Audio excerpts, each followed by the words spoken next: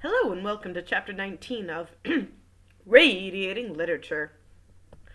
This chapter title includes something that I think would be a must if you were to turn this book into a drinking game, which is gray cells. Sorry, I just swallowed weirdly. Okay, Chapter 19, I use my gray cells. I was dumbfounded. Up to the last, I had not been able bring myself to believe, I feel like there's a word missing there, to believe Jack Renaud guilty. I had expected a ringing proclamation of his innocence when Poirot challenged him, but now, watching him as he stood, white and limp against the wall, and hearing the damning admission fall from his lips, I doubted no longer. But Poirot had turned to Gerard. "What are your grounds for arresting him? Do you expect me to give them to you?" "As a matter of courtesy, yes." Sorry. Gerard looked at him doubtfully. He was torn between a desire to refuse rudely and the pleasure of triumphing over his adversary. "You think I've made a mistake, I suppose?" he sneered. "It would not surprise me," replied Poirot with a soupçon of malice. I'm guessing that's how that word is pronounced. I've heard that word before. Gerard's face took on a deeper tinge of red. "Ah, bien, come in here. You shall judge for yourself." He flung open the door of the salon, and we passed in, leaving Jacques Renaud in the care of the two other men. Just leaving a murderer in the care of the guys. Anyways. "Now, Poirot," said Gerard, laying his hat on the table and speaking with the utmost sarcasm, "I will treat you to a little lecture on detective work. I will show you how we moderns work." "Bien," said Poirot, composing himself to listen. "I will show you how admirably the old guard can listen." And he leaned back and closed his eyes. Rude. Opening them for a moment to remark, "Do not fear that I shall sleep. I will attend most carefully." "Oh, of course," began Gerard. "I soon saw through all the Chilean, that's how it's spelled, Chilean, tomfoolery, two men in it, but they were not mysterious foreigners. All that was a blind." "Very credible so far, my dear Gerard," murmured Poirot, "especially after that clever trick of theirs with the match and cigarette end." Gerard glared, but continued. "A man must have been connected with the case in order to dig the grave. There is no man who actually benefits by the crime, but there was a man who thought he would benefit. I heard of Jacques Renaud's... I don't know why I keep saying Jacques. It's Jack. I heard of Jacques Renaud's quarrel with his father and of the threats that he had used. The motive was established. Now, as to means. Jack Renaud was in Merlinville that night. He concealed the fact, which turned suspicion into certainty. Then we found a second victim, stabbed with the same dagger. We know when the dagger was stolen. Captain Hastings here can fix the time." Sorry, swallowed bad. Okay. "Jack Renaud, arriving from Cherbourg, was the only person who could have taken it. I have accounted for all the other members of the household." Poirot interrupted. "You are wrong. There is one other person who could have taken the dagger." "You refer to Mr. Stoner. He arrived at the front door in an automobile, which had brought him straight from Calais. Ah, believe me, I've looked into everything." So sorry.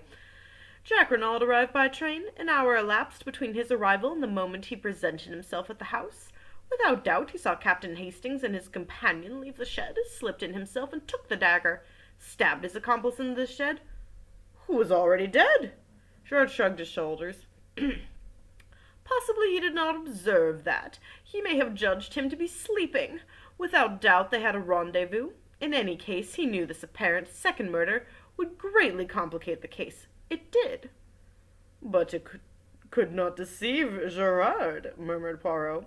"You mock yourself at me, but I will give you one last irrefutable proof. Madame Renaud's story was false, a fabrication from beginning to end. We believe Madame Renaud to have loved her husband, yet she lied to shield his murderer. For whom will a woman lie? Yeah, how women be, you tell me, man. Sometimes for herself, usually for the man she loves, always for her children. Yeah, women don't have friends. They'd never lie about for friends or siblings or parents. That is the last irrefutable proof. You cannot get round it. Gerard paused, flushed and triumphant. Poirot regarded him steadily. That is my case, said Gerard. What have you to say to it? Only that there is one thing you have failed to take into account. What is that? Jack Renaud was presumably acquainted with the planning out of the golf course. He knew that the body would be discovered almost at once, when they started to dig the bunker. Gerard laughed out loud. But it is idiotic what you say here. He wanted the body to be found. Until it was found, he could not presume death, and would have been unable to enter into his inheritance. I saw a quick flash of green in Poirot's eyes as he rose to his feet. Then why bury it? He asked softly. Reflect, Gerard. Since it was to Jack Renaud's advantage that the body should be found without delay, why dig a grave at all? Gerard did not reply. The question found him unprepared. He shrugged his shoulders as though to intimate that it was of no importance. Poirot moved towards the door. I followed him. There is one more thing that you have failed to take into account, he said over his shoulder. What is that? The piece of lead piping, said Poirot, and left the room. Jack Renaud still stood in the hall with a white, dumb face. Yeah, dumb guy. I know it means he's silent, but it's funnier this way. But as we came out of the salon, he looked up sharply. At the same moment, there was the sound of a footfall on the staircase. Mrs. Renaud was descending it, at the side of her son, standing between the two, this word, myrmidons of the law. She stopped as though petrified. Jack, she faltered. Jack, what is this? He looked up at her, his face set. They have arrested me, mother. Sorry, just like that. What? She uttered a piercing cry, and before anyone could get to her, swayed and fell heavily. I feel like that sentence was written weird. We both ran to her and lifted her up. In a minute, Poirot stood up again. She has cut herself badly on the corner of the stairs. I fancy there is a slight concussion also. If Gerard wants a statement from her, he will have to wait. Sorry for that cut. I needed to get some water. I just have a tickle in my throat because I swallowed earlier water wrong, which is no fun. Okay. So where were we? She will probably be unconscious for at least a week. Denise and Francois, sticking with Francois, had run to their mistress, and leaving her in their charge, Poirot left the house. He walked with his head bent down, frowning thoughtfully at the ground. For some time I did not speak, but at last I ventured to put a question to him. Do you believe, then, in spite of all appearances to the contrary, that Jack Renaud may not be guilty? Poirot did not answer at once, but after a long wait he said gravely, I do not know, Hastings. There's a chance of it. Of course, Gerard is all wrong from beginning to end. If Jack Renaud is guilty, it is in spite of Gerard's arguments, not because of them. And the gravest indictment against him is known only to me. What is that? I asked, impressed. If you would use your gray sills and see the whole case clearly as I do, you too would perceive it, my friend. God, Poirot was being so annoying. And that's just what he says. This was what I called one of Poirot's irritating answers. He went on without waiting for me to speak. Let us walk this way to the sea. We will sit on that little mound there overlooking the beach and review the case.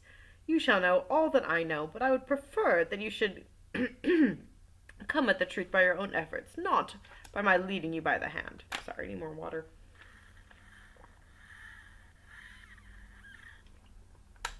Okay. We established ourselves on the grassy knoll as Poirot had suggested, looking out to sea. From farther along the sand, the cries of the bathers reached us faintly. The sea was of the palest blue, and the halcyon, I'm assuming I'm saying that correctly, calm reminded me of the day we had arrived in Merlinville, my own good spirits, and Poirot's suggestion that I was fey. What a long time seemed to have elapsed since then, and in reality it was only 3 days. This is insane, this all happened in 3 days.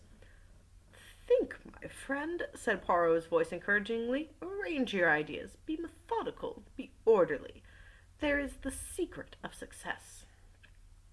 I endeavored to obey him, casting my mind back over the details of the case, and reluctantly it seemed to me that the only clear and possible solution was that of Gerard, which Poirot despised. I reflected anew. If there was daylight anywhere, it was in the direction of Madame de Bril. Gerard was ignorant of her connection with the Broldy case. Poirot had declared the Broldy case to be all important. It was there that I must seek. I was on the right track now. And suddenly I started as an idea of bewildering luminosity shot into my brain. Trembling, I built upon my hypothesis. "You have little idea. I see, mon ami. Capital. We progress." I sat up and lit a pipe. "Poirot," I said, "it seems to me that we have been strangely remiss. I say we, although I dare say I would be nearer the mark, but you must pay the penalty for your determined secrecy. So I say again that we've been strangely remiss. There is someone we have forgotten." "And who is that?" inquired Poirot with twinkling eyes. "George Connaught." And that is how we end Chapter 19.